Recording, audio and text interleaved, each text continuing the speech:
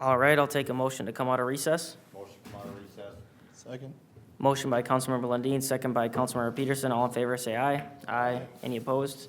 Motion carries 5-0. We come out of recess. We will pick it up with item E3, budget discussion topics. Mayor and council, so we have a number of items that we've discussed throughout the year that we'd like to, staff would like to revisit with you just to see if there should be inclusion into the 2026 budget documents that are near the final stages of completion in anticipation for our budget workshop next Wednesday evening at 6 p.m. Shout out for that. So I'd like to just go through each of these items and you can let us know if we need continued discussion or if, yes, let's see how that impacts the budget, the tax rate, et cetera. So the first item would be council iPads. So it's been discussed that this was in the CIP for previous years. However, we've been pushing them back. As for most council members, the iPad has been working until we got into an update issue with one of our older iPads. And also during that time for the discussion, there was maybe inquiry into if we should have data with our iPads for our council members. So I did include a cost with that. Right now, Verizon, which is who the city has a government contract pricing with for cell phones and devices, there's an iPad A16 for just about $200, and the cost would be about $39.99 per month for data on your iPads. Otherwise, the cost to purchase iPads, we can get, the one that we had just got recently was through Amazon, and we're looking at somewhere around that $500 range. So is there any interest in moving forward, or how are they working thus far? I think they're okay, other than they constantly want us to sign back in, and I don't know if that's not gonna be solved with the new iPad as far as signing back into Granicus or whatever. I Is don't that- think that'll be changing. Okay, no, Yeah. that's really the It problem doesn't seem to save the password. I think it's something with the app. Okay. I guess I'm fine with mine. Mine still works good. I mean, right now, we're having issues because of the internet, but I don't think we need to do anything with it personally, and I don't think the data plan is worth the money. I think just do it over Wi-Fi like we have been. I think that's the fiscally conservative thing to do. I concur. What is the monthly subscription on that service we use for our packets? Is there a service fee for, or monthly subscription for the app we use for our console packets? No, that's included with the platform that we have with our agenda management system. Okay. We don't pay extra for that, although it has been asked if they could be put onto Android, and no, it is an Apple app only that they have provided. Okay. So what I'm hearing is maybe a majority is that, no, push it back another year. Yep. Yep, push back another year. We don't need the fanciest, newest stuff. We get the job done. Next item is leaf vacuum unit. This has come up in goal setting and throughout last year as well. I just provided information for numbers for what was provided in previous discussion, which was something that we had gotten from the city of North Branch. They had purchased a new unit in 2022 for approximately $225,000, and the annual maintenance cost that they were budgeting at that time was $3,500. Are we interested in getting updated costs for that, or look at that for the next year? So I know at one point we had talked about, I want to look into getting and fabricating some sort of like removable unit to use on our plow truck, because really a lot of that $225,000 is the truck cost, and we don't need to have another truck sitting around. We already have plow trucks. So I tried to get a hold of a few companies, but didn't really have much luck, so I haven't really touched back on it in the last couple of months. But I think if we wanted to do something like that, we could, but I don't know how much of a priority you guys think it is. It's a zero priority for me. You're a homeowner, you know what your job is. Sure. That's the way I look at it. I mean, and if they wanted to service, I would think it should be a paid-for service, but that's just my opinion. Okay. Okay, we're gonna remove that from the list at this time. It can always come back up at future discussions, but for right now, for this 2026 budget document sessions, we're gonna, work sessions, we're gonna remove it. Yep, sounds good. Next one was discussion on paving and utility services for Tyler Avenue Southeast and Fourth Avenue Southwest. Currently, the discussion was residential driven, and there's a placeholder for 2030. I believe that there was some discussion of even pushing that out to 2040, so I wanted to see what that interest was. I put the approximate costs in here, rounding. It's about 1.6 million for Tyler and 1.7 for Fourth Avenue. And we had talked about that would be only resident-driven. So we're just gonna bring it back every year and probably push it back unless we hear any different, I would say. Is the placeholder of 2030 accurate for, I'd say just leave it there for now. Yeah. I mean, when that time comes, you can always cross that bridge at that point. okay? Street lighting, we currently budget $10,000 to do some infill into the dark areas within the city. We do have that street lighting plan that we've been following pretty well. We are having some lighting infill done with our roundabout project, so that's taken care of. But I want to make sure, is there any increase in the budget beyond the 10,000 that we are doing currently?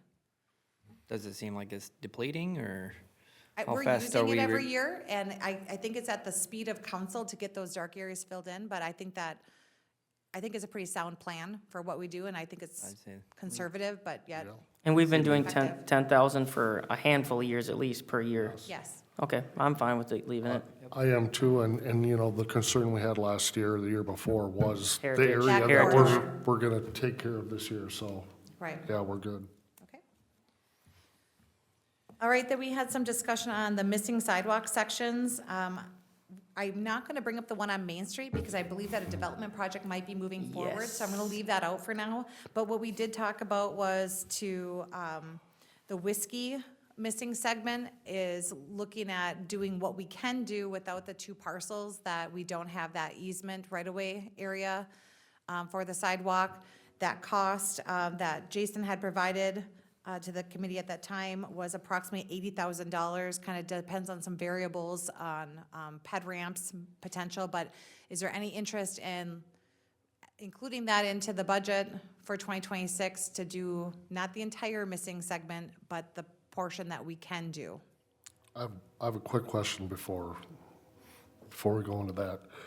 I know some landowners that were in a situation where actually it was a county that wanted a piece of their property, but they couldn't really take it from them. So they put some kind of clause that if they ever sold their property, that easement they wanted would automatically then roll over to the new owner. Is there anything like that we can do? So when it sells, we have the ability to put in a Right. sidewalk for sure? Yes, where it's guaranteed, then I'm not aware of that. If there's something we can do, that sounds like think you almost like can. there's a recorded document to their property. I'm not sure.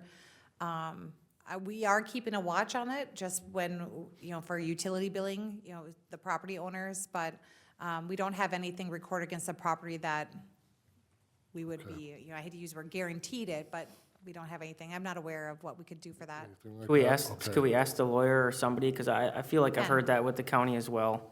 Okay. And maybe that's only a county power, I guess, I'm not sure. How would that But it work- is a county road, How would that work for the buyer? I'm not sure. It'd be a clause in the, I don't know how that worked, it'd be interesting to hear if that's even a thing. I'll look into it. Okay. And it would be nice to have that sidewalk, but if it doesn't complete the sidewalk and you still have to cross the road 3 times, it doesn't really do a whole lot. And you're gonna get economies of scale if you can wait until everybody's in agreement. Otherwise, kids are still having to cross the street 3 times, and, which I would love to just complete it, but we have property owners that won't allow us, so. I'll tell you, you could build a freeway for a sidewalk. They're gonna walk on Whiskey Road. I've seen it. They don't walk on, they'll walk on Whiskey Road Right. when they could be walking on the sidewalk. I don't understand why, but I've always said, if we put it there, as far as I'm concerned, I could sleep at night if they get hit by a car, because that's on them. So the sooner that sidewalk gets done, the better, but I don't disagree with you. I'd love to do that, and maybe if it did get to that point, maybe the neighbors would put pressure on them to get it done. I don't know. I don't know if that's the right answer. So I guess at this point, I could still try to work with him at some point to see if we can get that done. I talked to him a couple weeks ago, and he's still a no. I tried. I don't blame him, though. Yeah, it's your property, and you don't want a sidewalk on it. Yeah, it's unfortunate, but my driveway, and I got every neighbor's kid riding up and down my driveway on their bicycle, and my cameras go off constantly because of it. Don't have such a nice driveway, Steve. My driveway's shit. All right, so is that a, So the consensus is, we'll keep an eye on it. If the property does sell, I'll find out that answer. I'll reach out to the attorney. But otherwise, perhaps we'll revisit in 2026 for 2027 budget. yes. Sure. That one keeps getting kicked down the road, but. But there's nothing we can't- can do. There's We can't- nothing we can do. We can't complete it, so, And we can always bring this up, like if we have Yeah, if we- something happens, we can always bring it up for this year, for this 2026. right, if something comes up, if a It's not like property it's owner, completely Right. out of the question. He won't, Staff will he bring won't it sell an forward if- easement to us? nope, won't sell it, doesn't want a fence put up. We've something offered the changes and fence, staff we've gets offered to give him a notified, we'll tax bring it forward. break on it, we've done everything in the world possible, he does not want it. He's a really nice guy. The conversation was good, but he's just a no at this time, so. This one's challenging. We've had a few discussions on it, but we just don't have great, solid information of where we can put our dynamic sign. But my question for the council is, in anticipation and that we will be getting land for community sign, and we hope to get an area, either sharing with another site or some site soon for a liquor sign or beer sign, is the council interested in staff putting some money aside each year to build up for that? Or do we want to wait until we get our land guaranteed? Just looking for direction on what to do for moving forward for dynamics. I thought we were gonna be using the EDA EDA money. money, and if a beer advertisement or liquor advertisement, some of that money was gonna come from the liquor store fund. Yes. So I was under the impression there was no tax dollars being put towards this type of sign. Agreed. Okay, that's good to know, because sometimes in the past, in years, looking at the budget documents, we have transferred money from the EDA to the general fund, and perhaps we leave the money in the EDA and we earmark some of that for the dynamic sign to ensure, and yes, and for the liquor store as well. And so if that is the desire, we'll have that in the plan when we talk about those departments. Yes. I'm more interested in the liquor store sign myself, because you can get your Both. return on, obviously, but You if have if to we were get to. land. We have to get land, yeah, so that would be the focus.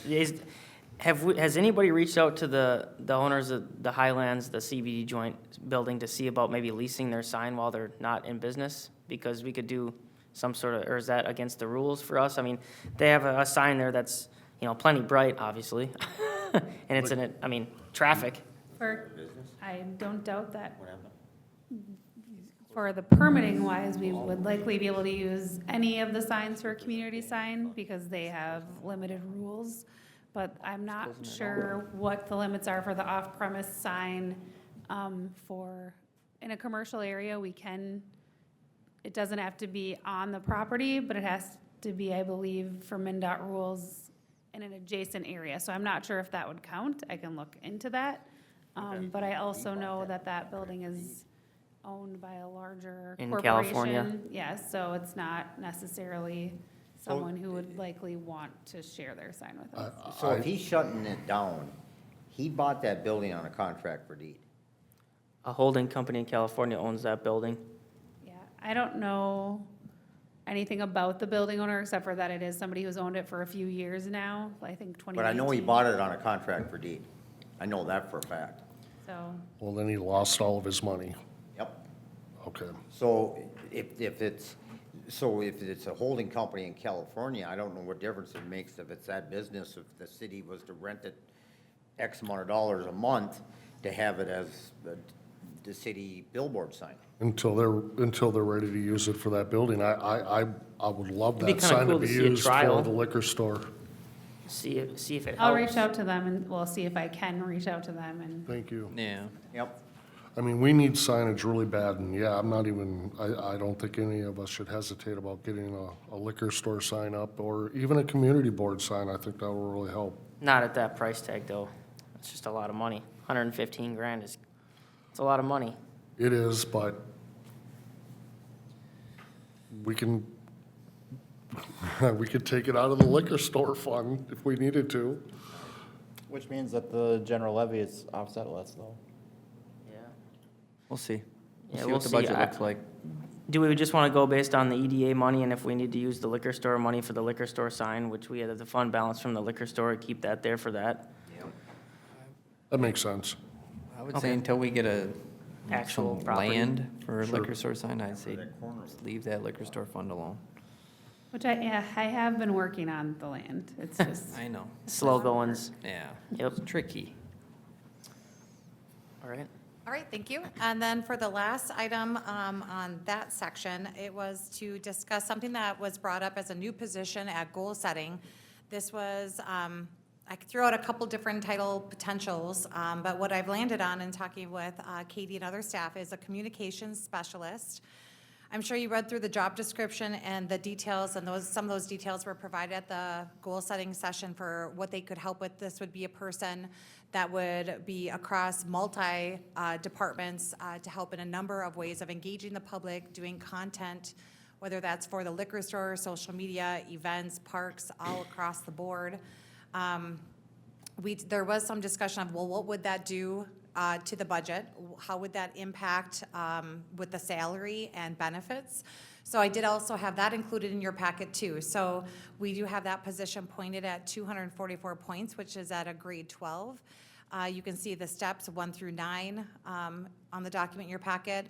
And what we've calculated is a step 1, if we were to hypothetically hire this position at that, or at step 5, just to give you a range of what it looks like. And this would be inclusive of looking at fully benefited. So this was worst case scenario. This is someone that, I hate to say it that way, but someone that takes the most benefits that we offer, which is a full insurance for them and their potential family. And so you have the breakdown in there, and then you also have the allocation. So what we've done is we've looked at how this is going to move across different departments and help the city be transparent with information across everyone. It could be police, it could be admin, it can be marketing, all those different things, and I won't go through them all because they're all in your job description, you can read them. But you see the allocation there, we have 25% at admin, 10% at parks, 10% planning zoning, 10% water, 10% sewer, 5% storm, and the reason why some storm is even in there is because MS4 requirements have a lot of communication and engagement that has to be done as part of our requirements that we must report on.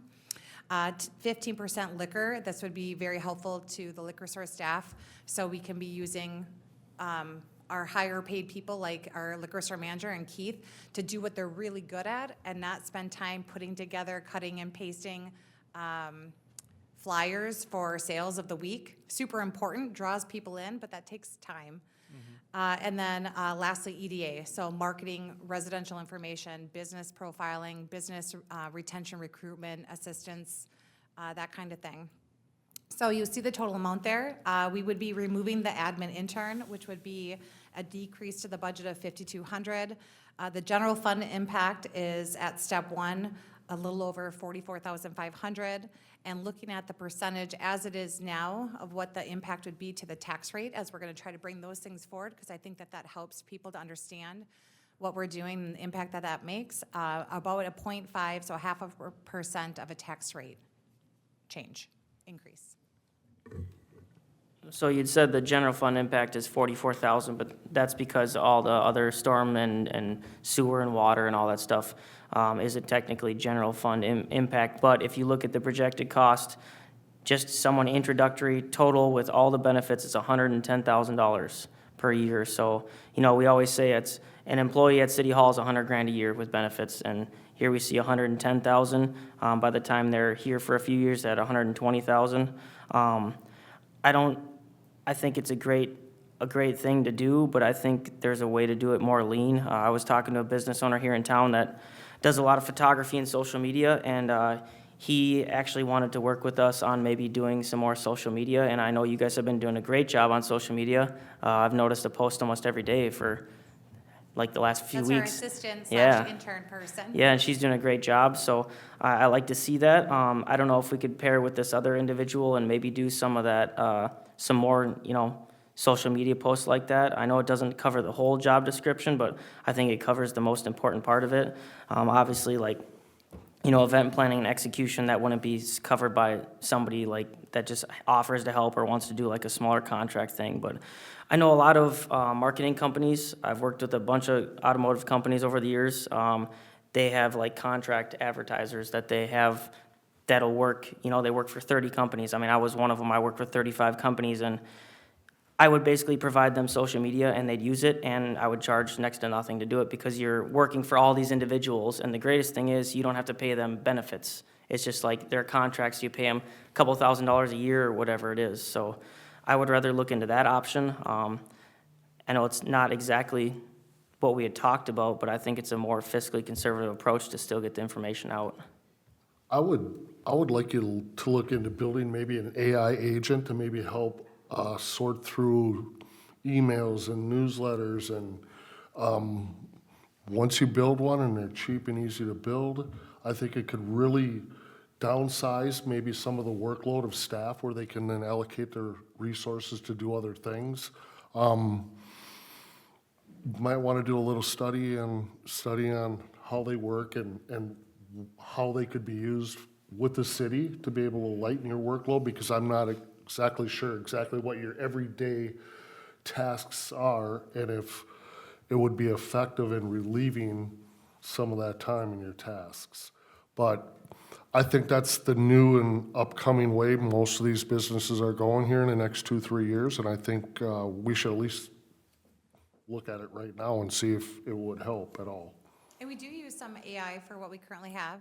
I think that this was a great way to share a way that can help council achieve your goals of being, let's do surveys, let's get more community engagement, let's hear from our community more.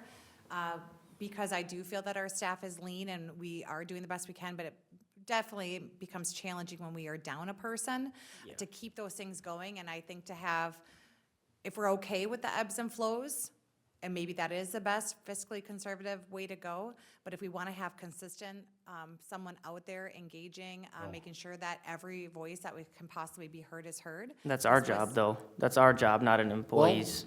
And I like your idea of contracting some of these things out if it's really a need, because it's not a forever thing. I mean, once we Right. hire somebody and we hire them within the city, that's a job that's gonna be hard to get rid of, and that's $110,000 a year with increases probably forever. So look at some different ideas maybe here in the near future, contracts, like you said, some social media stuff out, or even some advertising out for the liquor store or whatever. And it's even possible, contracted, I mean, we have in the past hired out things like that for even like the Isantian. Back in the day, the Isantian, when it was a full brochure newsletter, that was not done by staff. That was all paid, contracted out. Sure. But we brought it in-house to save money and, things change and depending on workload. The other thing is, we can consider down the road looking at part-time. Part-time positions are more difficult traditionally to hire than full-time. However, as I mentioned, this is worst-case scenario. This is a full-time, full-benefited position.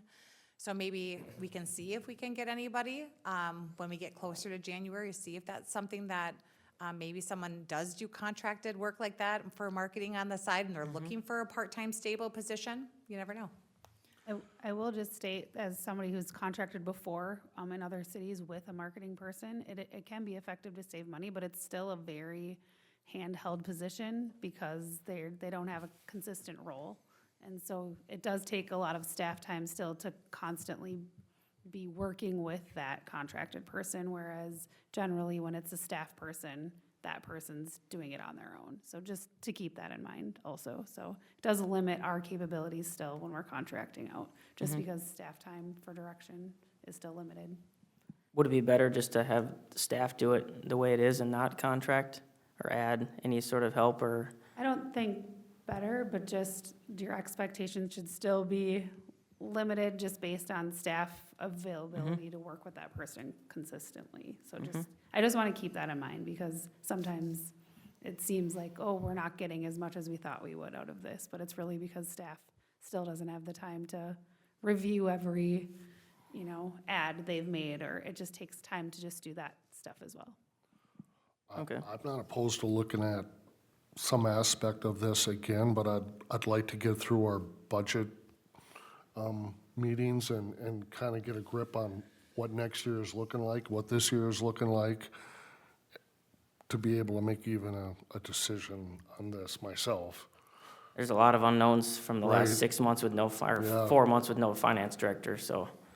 So we just, get brought up to speed what's going on this year, what next year looks like, and then it'd be easier to make decisions on doing things like this, definitely.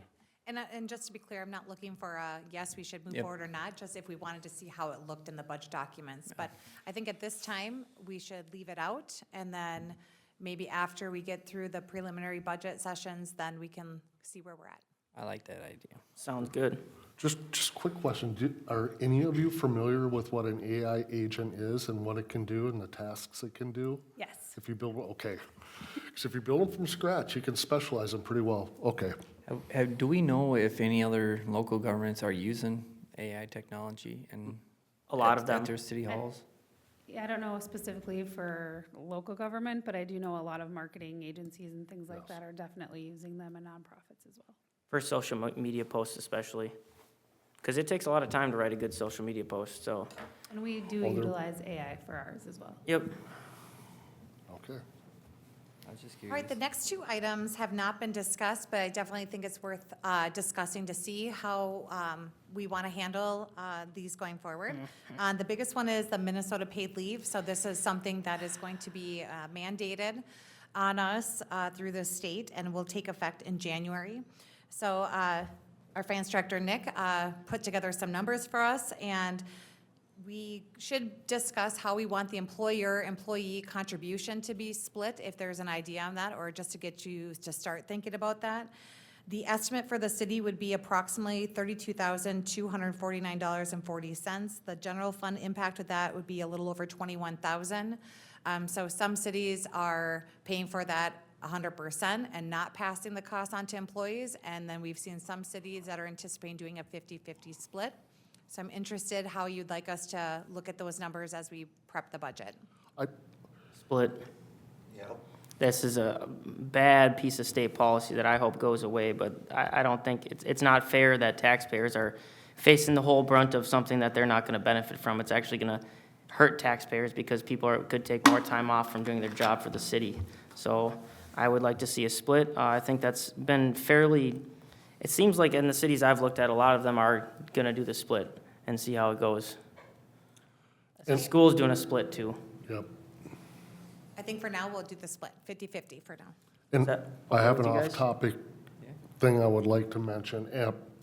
I notice healthcare costs are very high with staff. I mean, I know it's that way with most businesses, but can we legally, or can you offer your employees, let's say, instead of having your healthcare benefits that are like $28,000 a year, look like, instead of having the benefits, would you consider $1,500 a month extra on your check? We do offer a cost, but it's a little over 400. So yes, we do that. No, I'll be quiet then. I just came up with a number. I didn't know what to throw Yes, out we do there.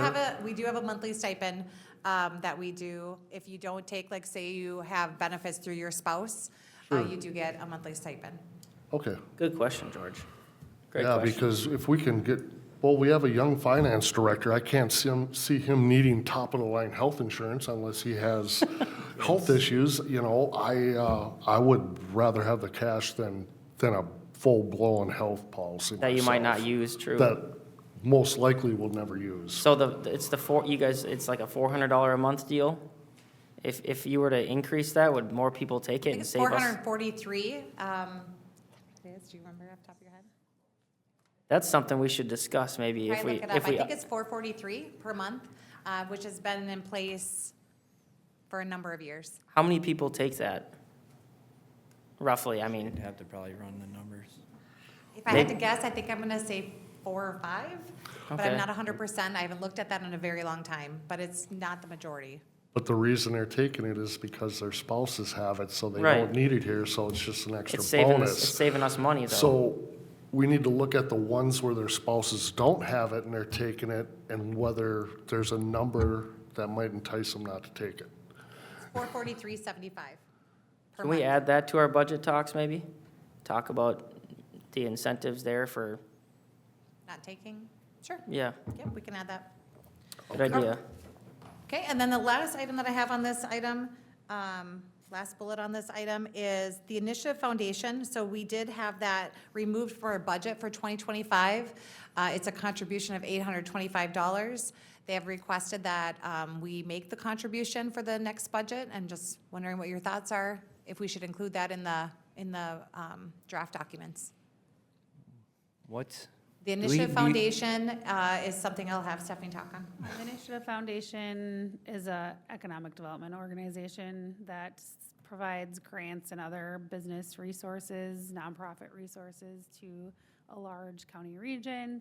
The reason why we had recommended in the past to not fund them was because we hadn't received any services from them for some time, but this year we did receive the Main Street funding through them, so they were our partner in that, as well as worked with us on a few partnership initiatives throughout this area. So my recommendation would be to fund them in 2026, but that is What, $885? 825. $825. We Is did that- get $96,000 from them last year. Is that negotiable? We could donate how much we wanted to. Their recommended donation is $825. I would just fund it, $825. I would do it just for 1 year.